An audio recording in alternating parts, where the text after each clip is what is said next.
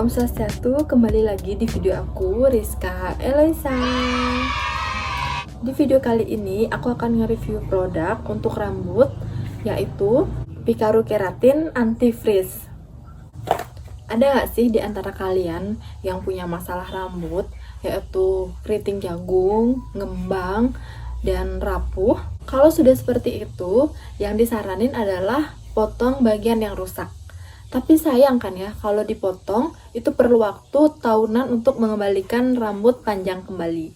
Tapi kalian gak usah bingung, solusi yang bagus untuk dilakukan dengan masalah-masalah rambut tersebut adalah dengan melakukan keratin treatment. Dan keratin treatment ini bisa kalian lakukan di rumah tanpa harus ke salon. Jadi, keratin treatment ini berfungsi untuk melapisi setiap batang rambut, sekaligus memberikan kekuatan dari dalam batang rambut, sehingga membuat rambut terlihat lebih sehat dan berkilau.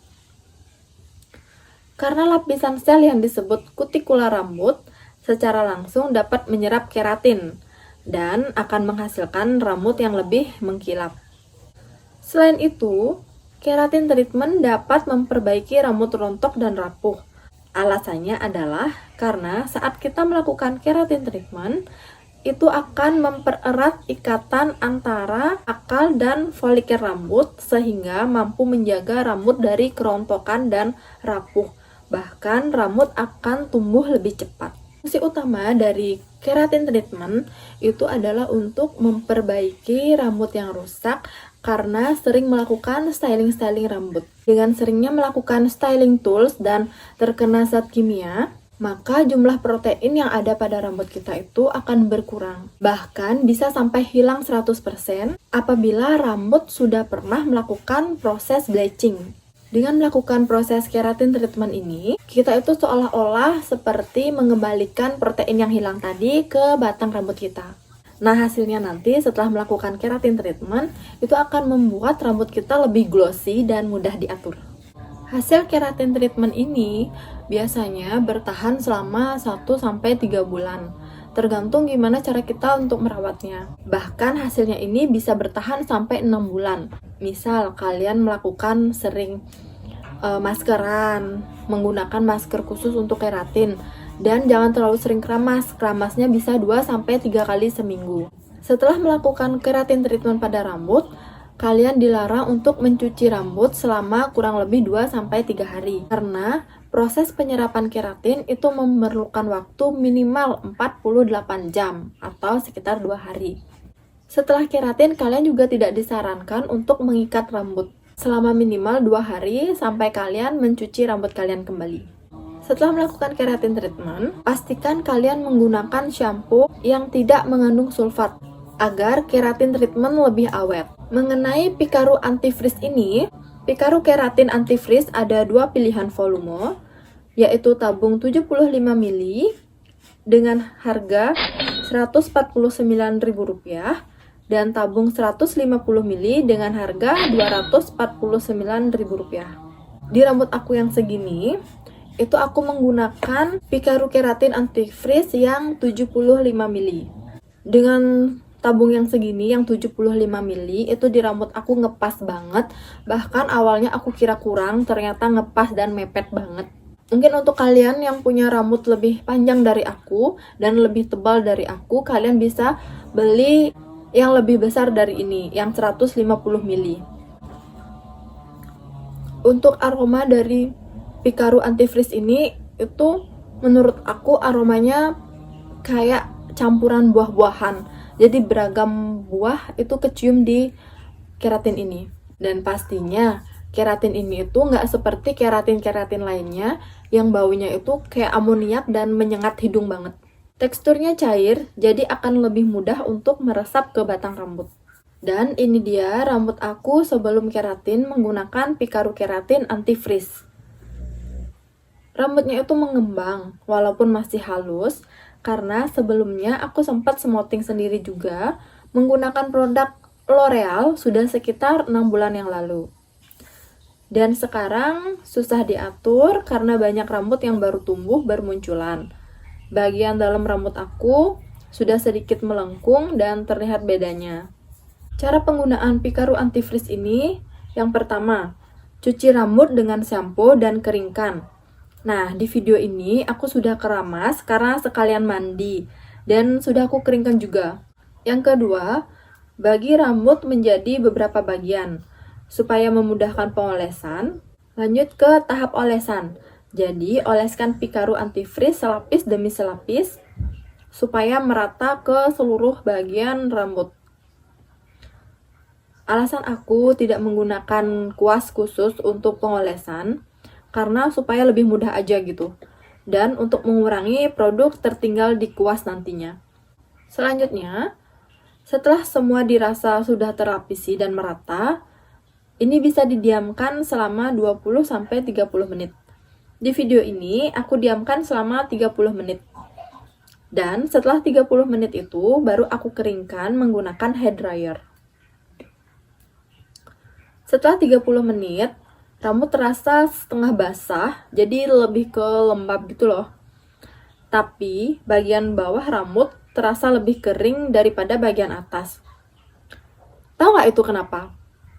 Itu karena bagian bawah rambut aku pernah di bleaching, sedangkan yang atas itu kan rambut-rambut baru tumbuh. Jadi produknya tuh lebih lambat penyerapannya daripada rambut yang bagian bawah terkena bleaching tadi. Karena ini sudah 30 menit, jadi langsung saja ke proses pengeringan. Kalian bisa keringkan menggunakan hair dryer sampai benar-benar kering. Karena setelah ini akan langsung dilakukan proses pencatokan. Proses pengeringannya ini itu lumayan memakan waktu sih ya, lumayan lama juga. Itu karena hair dryer yang aku gunakan itu terlalu kecil. Tapi nggak apa-apa, kalian mesti sabar, nanti pasti akan kering juga. Kalau aku ngeringinnya itu kurang lebih 15 menit. Nah, ini dia dirasa sudah cukup kering, jadi selanjutnya akan ke proses pencatokan. Selanjutnya, bagi rambut menjadi beberapa bagian, dan catok selapis demi selapis dengan suhu 210 derajat Celcius untuk rambut mengembang dan 160 derajat Celcius untuk rambut rusak. Jangan kaget guys saat pencatokan keluar asap. Itu karena rambut yang masih sedikit lembab. Tetapi tetap lakukan pencatokan sampai rambut kering sempurna. Atau kalau dirasa rambut kalian masih sedikit basah gitu, belum kering 100%, kalian bisa lakukan pengeringan kembali. Di proses ini jangan takut rambut kalian rusak, karena memang prosesnya seperti ini. Dan nanti kalian akan mendapatkan hasil yang lebih glossy pada rambut. Catatan nih buat kalian, kalau rambut kurang kering dan masih basah, saat pencatokan akan mengakibatkan keratin menempel di catok dan menggumpal.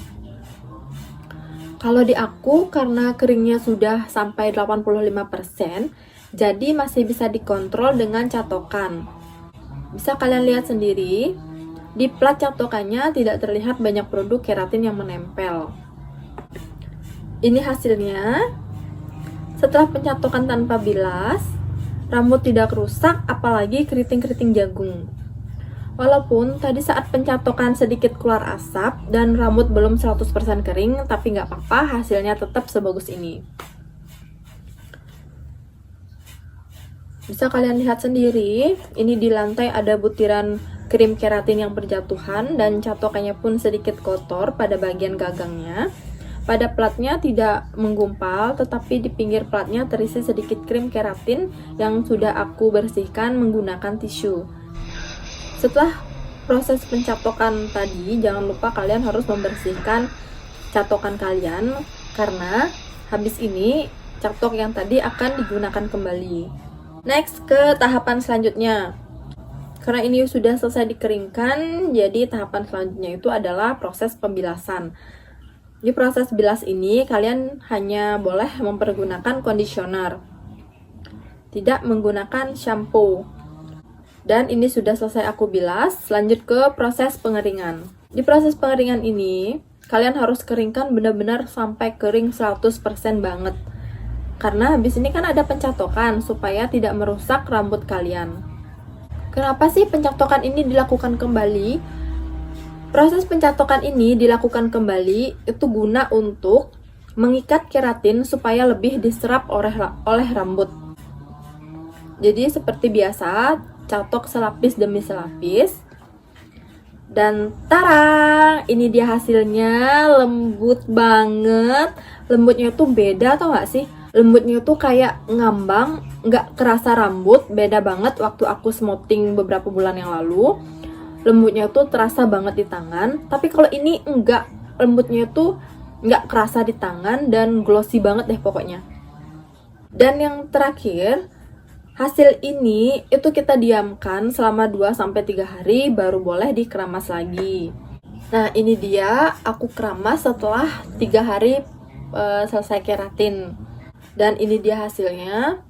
Ini sekarang rambut aku itu gampang banget untuk diatur. Awalnya kan di sini dia agak sedikit keriting-keriting kan ya. Dan sekarang keriting-keritingnya itu sudah hilang. Jadi rambutnya itu lebih lembut banget, lebih glossy banget. Perawatan keratin ini dapat diulang kembali sebagai perawatan rutin kalian. Nah, sekian dulu video dari aku. Semoga video ini bermanfaat untuk kalian dan selalu memberikan pencerahan-pencerahan untuk kalian. Buat kalian yang masih bingung untuk mencari produk mana sih yang harus aku gunakan, jangan lupa di subscribe YouTube channel ini, karena habis ini aku akan banyak nyobain produk untuk rambut dan untuk badan, beragam produk kecantikan. Jangan lupa juga di komen video ini kalau kalian punya saran atau pendapat tentang video ini. And see you in the next video.